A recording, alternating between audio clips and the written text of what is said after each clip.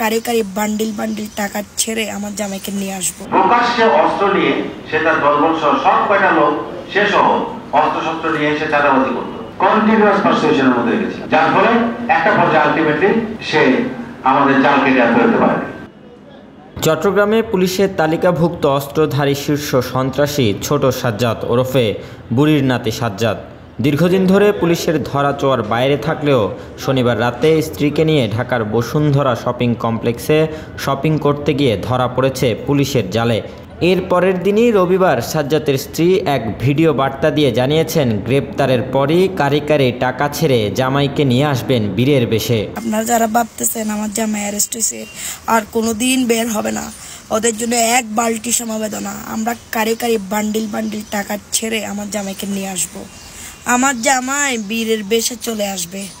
এছাড়া গ্রেপ্তারে সহযোগীদের ছাড় দেওয়া হবে না বলে হুমকি দিয়ে 10 থেকে 12 দিনের মধ্যে জামিনের জন্য দোয়া চান তিনি। যারা এই ঘটনা ঘটাইছে তাদেরকে ছাড় দেওয়া হবে না। সবাই আমার জামাই যারা সাজ্জাদের যারা সাপোর্টার আছে আমার জামাইয়ের জন্য দোয়া করবা যাতে 10-12 দিনের মধ্যে জামিন করে ফেলতে পারি। যদিও এদিন দুপুরে চট্টগ্রাম মেট্রোপলিটন পুলিশের কমিশনার হাসিব আজিজ জানিয়েছেন হত্যা, অস্ত্র ও চাঁদাবাজি সহ 15 মামলার এ আসামির 14 দিনের রিমান্ড চাওয়া হবে। জামিন মঞ্জুর না হওয়ার জন্য সব ধরনের পদক্ষেপ নেবে সিএমপি। 14 দিনের রিমান্ড চাওয়া হবে। এজন্য আমাদের যত ফরওয়ার্ডিং আছে, ফরওয়ার্ডিং থেকে শুরু করে রিমান্ড প্রেয়ার, ফরওয়ার্ডিং এবং আমাদের যে তদন্তের বিষয়গুলো, এই তদন্তের বিষয়গুলো খুঁটিনাটি সবকিছু এখন সুচারুভাবে আমার সিনিয়র অফিসাররা যে ইনভেস্টিগেশন সুপারভিশনের মাধ্যমে নিশ্চিত করবেন যাতে এই লোকগুলোর কনভিকশন হয়। গেল বছরের 17 জুলাই চাঁদগাঁও থানা পুলিশ অস্ত্রসহ গ্রেপ্তার করে ছোট সাজ্জাদকে। পরের মাসেই জামিনে বেরিয়ে আসেন তিনি। এরপর 5 আগস্ট রাজনৈতিক পট পরিবর্তনের পর বেপরোয়া হয়ে ওঠে এই সাজ্জাদ।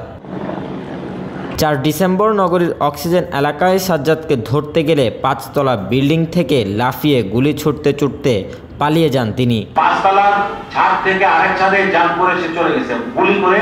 আবার এখানে আবার দারোয়ান আহত হয়েছে, আমাদের সোর্স ছিল সে আহত হয়েছে। এই ধরনের সন্ত্রাসী। এছাড়া লাইভে এসে পুলিশকে পেটানোর হুমকি দেয় বুড়ির নাতি ওরফে সাজ্জাদ। এক পর্যায়ে গেল 3 মাস আগে তাকে ধরিয়ে দিতে পুরস্কারও ঘোষণা করে পুলিশ। এটা অনেক বার বেড়ে গিয়েছে, একে এখন থামাতে হবে।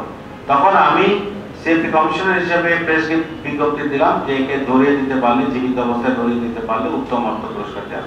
এসবের নেপথ্যে আরেক দুবাই প্রবাসী সাজ্জাদের তথ্য জানিয়েছে কমিশনার। দুবাই প্রবাসী আরেক সাজ্জাদ আছে, বড় সাজ্জাদ, সেও চিটাগংয়ের লোক। এই দুবাই প্রবাসী সাজ্জাদের আশ্রয় প্রশ্রয় থেকে সে এখানে চাঁদাবাজিগুলো এবং বিভিন্ন ধরনের হত্যাকাণ্ড এবং যত রকমের অ্যাট্রসিটি আছে চট্টগ্রাম শহরের নর্থ ডিভিশন কেন্দ্রিক তার ছিল কর্মকাণ্ড ছিল।